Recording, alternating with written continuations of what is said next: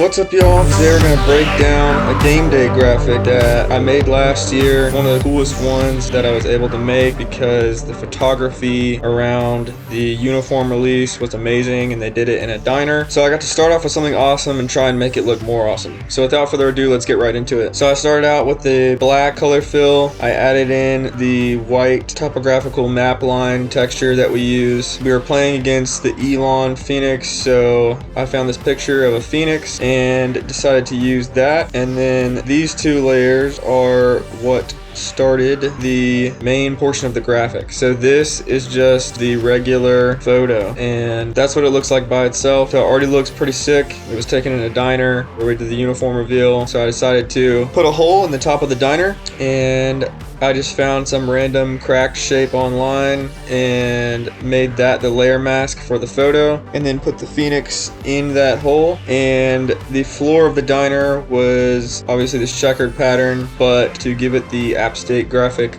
look and feel, I added in the lines. That's where these two layer masks come in. The reason for this is the main photo again, but with a huge Gaussian blur filter on it, and that is just to go over the lines to make it look like a reflection of all of the blue light that's in here. So obviously this doesn't look very realistic, so I added on the Gaussian blur of the whole diner look. It just kind of gives the floor a more realistic look. Then I added in some orange light coming from the phoenix, put on a layer mask. I added in some orange lighting around the crack in the ceiling where the phoenix light is shining through. These are just inner shadows that are, one's deep orange and one's lighter orange.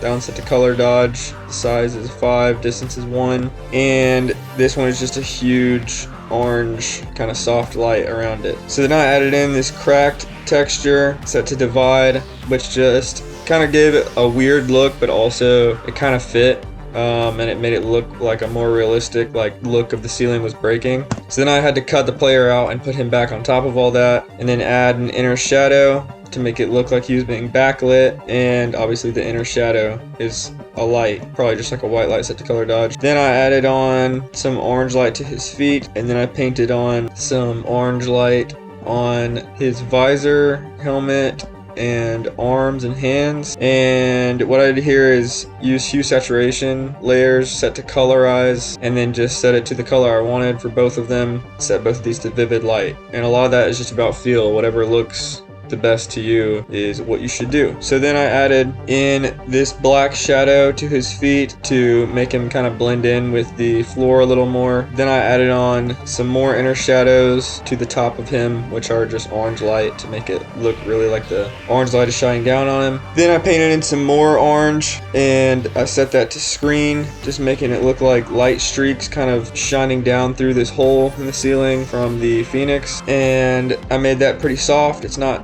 super harsh, but it's obviously pretty visible. And then I found these sort of light streak textures to make it look like the phoenix kind of like just flew out and bursted out of that hole. I kind of painted in what I wanted to keep and then changed the color, tweaked the color a little bit using hue saturation layers on that. Then I added in some orange like fiery particles, because if he just busted through the ceiling and he's made of fire, there's bound to be some, you know, sparks and whatnot flying around. Then I thought he had kind of a cool tail, so I think I added that back in over top of the crack texture to make it really look like he's flowing like from inside to outside. And then I used more hue saturation set to colorize on an orange color to paint in lighting on the seating. So you can see that one's on the left side, this one's on the right side. Then I added more kind of broad soft lighting on all of the seating and tables around it, cut that out where it needed to be cut out to make it look realistic. Then the phoenix didn't look realistic enough the first go around, so I added in another sort of bird look, set it to divide, and put it over top of the phoenix to make it look like it has feathers and whatnot. And then found like a head as well and set that to divide and put it over top. So that really establishes that it's a phoenix or like a bird, like a fiery bird sort of thing. So that's all that was for. Then I found these feathers to again sell the fact that he just flew up from the diner and busted through the ceiling. And I added on some inner shadows to make the feathers look fiery.